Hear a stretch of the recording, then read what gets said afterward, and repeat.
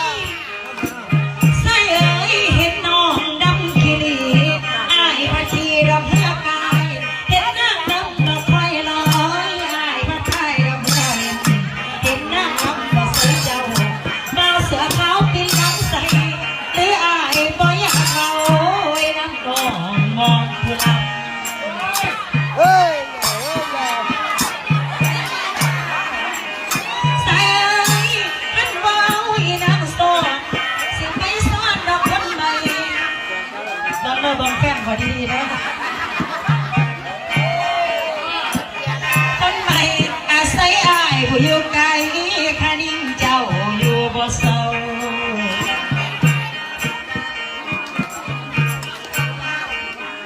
เอาเด้อกินแกงจะลงไว้อันที่จังสิต่อขอขอบใจดอกพี่น้องผู้มาส่วนสวยงามโอ้โหละน้องมาแก้เบิ่งหน่องเคยดี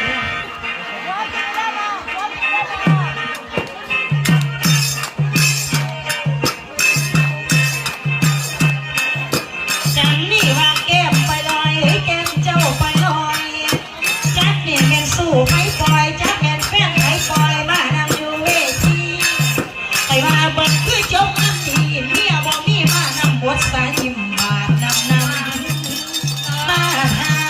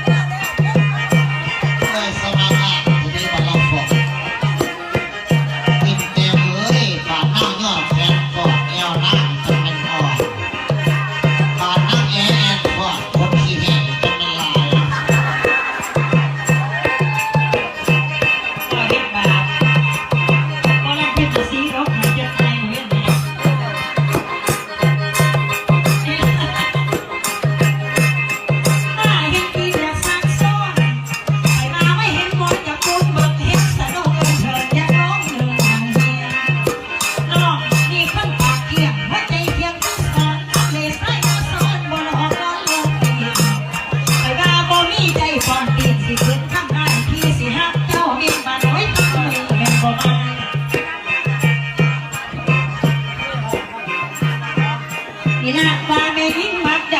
ผู้ชายมักใดอายเอ้ยขับโบหัดเก่าไว้สอนให้เป็นคับดีอยากถือสาวอินแปงนี่พี่น้องว่าคิดยากถือเสียทาหน้าลาตาเหลืองมาสีดำหน้าเพื่อนอยากไปถือหน้าสาวว่าสิเอาผัวผู้บ้าก็อยากไปถือผัวเขาหายก็สนลาเท่าบอกที่มาตีไปอยากตัวให้งานเป็นไทยยุ่งง่ายเลือกก็ออกแค่กว่าสอบบอกให้ตัวบ่ได้ก็เป็นตาอันนี้สมปองใส่เปียกพี่น้องหากอายพี่พันได้นะอยากตัวกินปีกินกล้วยเพราะสองกล้วยก็ตายในบัดนั่งคำบ่ใจให้เลยก็ได้หาบักแม่นะบ่น้อยย่าแม่อยากเสียมาหลายแล้วให้ว่าอยากเสียเดียวเปรียบอยากเสียเปรียบเรียบนายังเสียกาเขาอีกค่ะ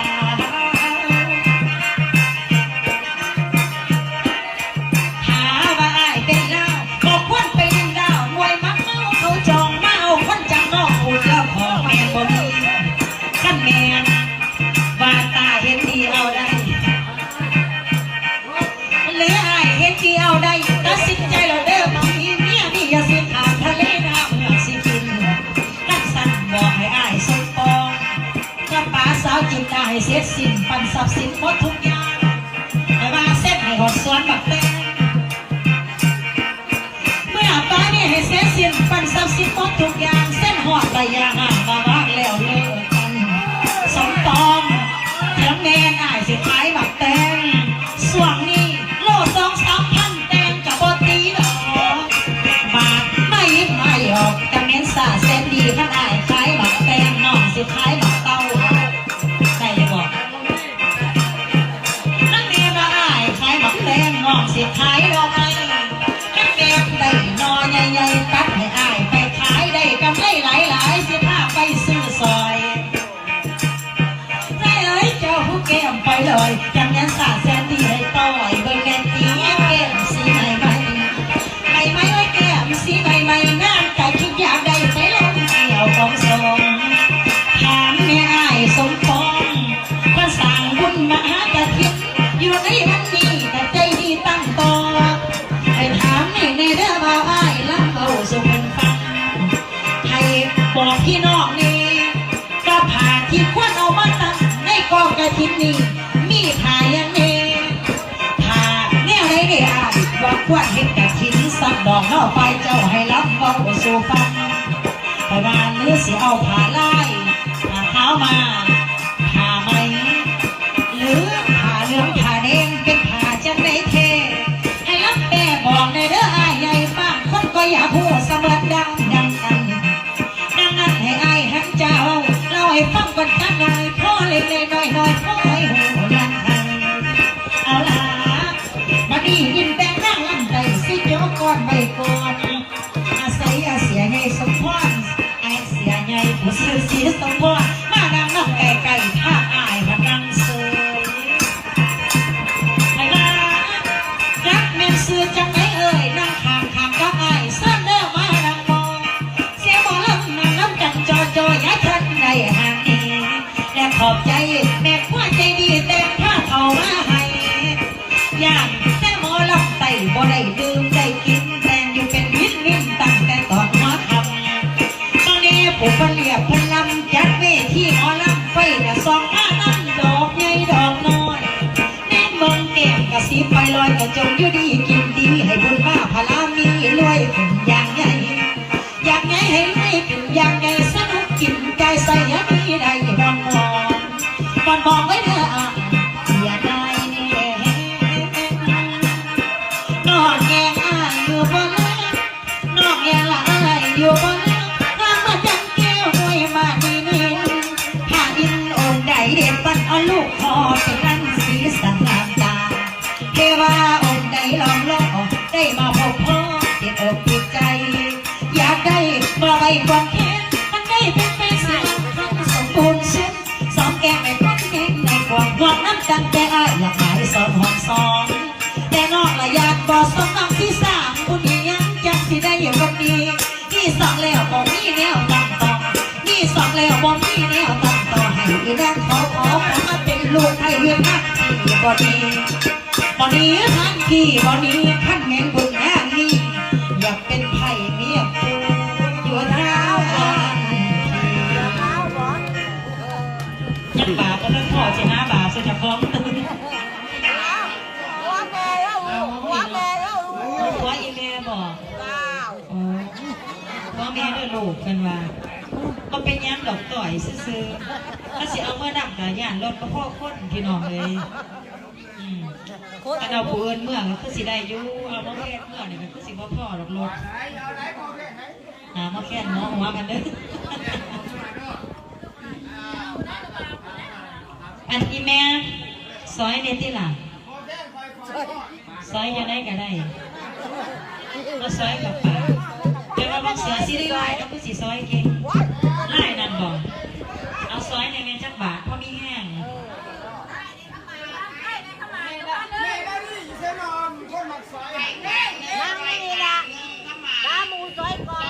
พี่น้องวัดซอยนกกระจิ้งเพื่อกขาเหลืองหอยสีควายจอยหันจำจอยเกียงเก่ากันเดียวจะหน่อยไหน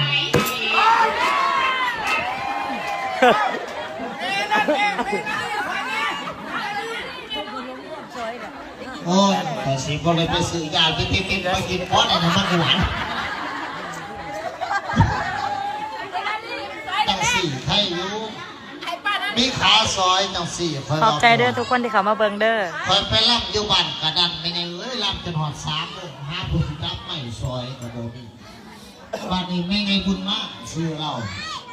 สมมติเป็นดังซักเราว่าเทบังเราวิ่งไผ่ซอยเราว่าเราไปกินซับซอยเลยนะกูซอยในกูสิมึงอะไรก็หลงยากไม่น้ำข่อยไปซอยยี่ไว้ก็ปักเราลงมืออ่านสักไม่ไงมาซอยเลยวะไม่ไงซีงานวะหรือสมมติเป็นดังซักอย่างซอยไปทัวทีเราอ่ะเมื่อกี้กูซอยดังซักไม่กับสิมึงอ่านกูระหว่างข้างนั่งนะซอยกูบ่ซื้อเอาผมน้อยขอบใจได้ไหมเพชรเด้อแสดงว่ามีสีที่ผมพี่น้ำเขาพ่อสุดไม่เป็นพอสุดได้เนาะแต่อย่าต้องให้ลงเลยมอแข่งมันส่วนเราเป็นลงเลยไอแม่สิซอยอีกล่ะนี่เป็นไงนี่นาลีบ่โอ้ก็ซื้อคือบ่ลำเก่าจังเลย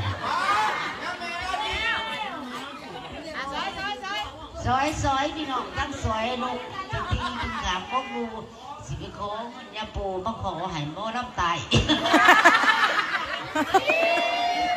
อันนี้เขาว่าซอยสั่นเบื่อในเด้อซอยเพื่อชีวิต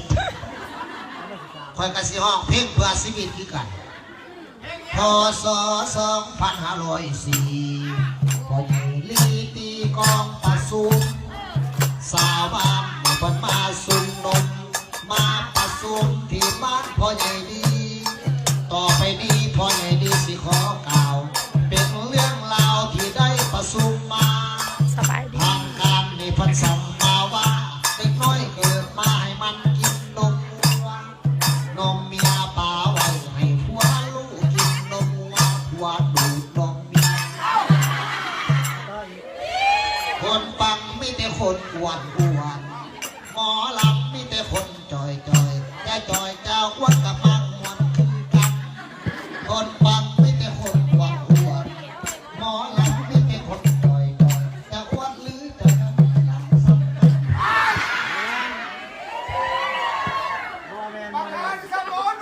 มันเป็นหนักบุญอันนี้อันนี้หนักด้วยซ้อนก็ในกระทรวงกูเสียอีกสปองเจ้าสมอดูว่ามึงนึงนี่ขออนุญาตตอบกันก่อนสิ่งนี้หันบ่ลำสมปองจะมาเนี่ยนั่นได้บ่คือกันเพราะว่าเป็นสิ่งที่ขาดเดาบ่ได้มันก็คือกันหั่นล่ะแม่บอกอีแม่ยังบ่เชื่อคือกันแล้วว่ะอีแม่คือดอกอีแม่บ่ได้ได้มันเจอบ่ลำสมปองนี่หลายว่าจักไปสิซอยยังกับซอยเราเดี๋ยวอาจารย์ไปนอนแล้วมื้อนี้บ่ถือคิววงปากกาเด้อก็อาจารย์ไปนอนแล้วผมมือใหม่เปลี่ยนการงานบ่หลายก็สลับซับเปลี่ยนกันเอา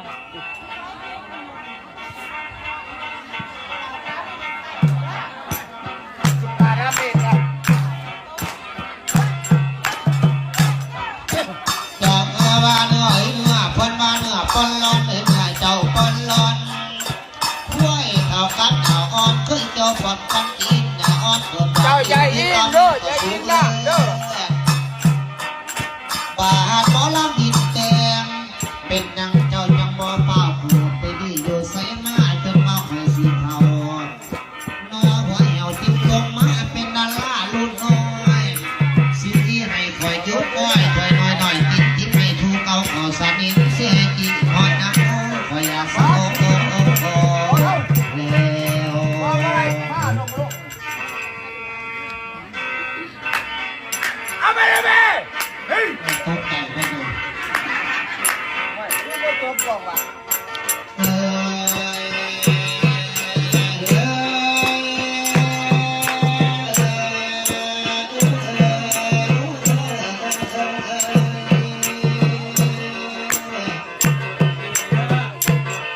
เดี๋ยวนี้เดือนเจ็บแล้วตุ๊กตานำหน้าเดือนนี้เดือนสิกินข้าวเมาแล้วเขาคนเราก็ขายเขาแต่ละปีมาถึงปี2030มาบอสิมาดีเล่าสิมีเล่าเสียประเทศชาติมันคงประชาชนมันขัดพลังแก่สร้างเห็นร้องอินแต่แก่สับมาสีเงินเงินนองลงข้างตาสายลุงน้อยเบอร์หมอลำอินแต่แก่เข้ามาไปเลยปานไฟยิ่งลุกเอากระแป้งมาผสมทาตาบานมันจะสวยงามสง่าปันลูกผ่านหน้าแถวมาเป็นเรื่องนกทองมาแผ่ปันตาของความมีก่อนหน้าถูกยันปากเข็ดในผักบานที่รักเต็มเต็มรถทุกคนโลกนี้โลกหัวดำนี่เป็นก้อนหัวร้อนผ่านลำถ้าผู้ต้องให้อดกันหัวน้ำกันสาดก่อนหัวดำในหัวร้อนมันจะวันสุดหายสาดตะวันกัน บ่ผู้นี้กับผู้นั้นบ่ผู้นั้นกับผู้นี้ผู้นี้และผู้นั้นเขาว่าสังขังของเขาผู้โอ้เขาเอาเรื่องสาวเนี่ยมาว่าให้ผู้ตาทั้งหาตาเกินแม่เรื่องพันธาบุญมาแม่งงานบุญบ้านนี้พบกันมีหลายสาวหัวหัวดำปฏิวัติแห่งรักกันหนุ่มสาวนี่โทษเรื่องแม่ง่ายดีบาดผมสีขาวขาวให้หมอแค่เขาบาดอันน้อยแค่หอหวนน้องแค่พบใส่ปีนี้ก็จะเขาก็ได้ยอมให้ให้กันใส่คอยเป็นพวกหมอลำดูไง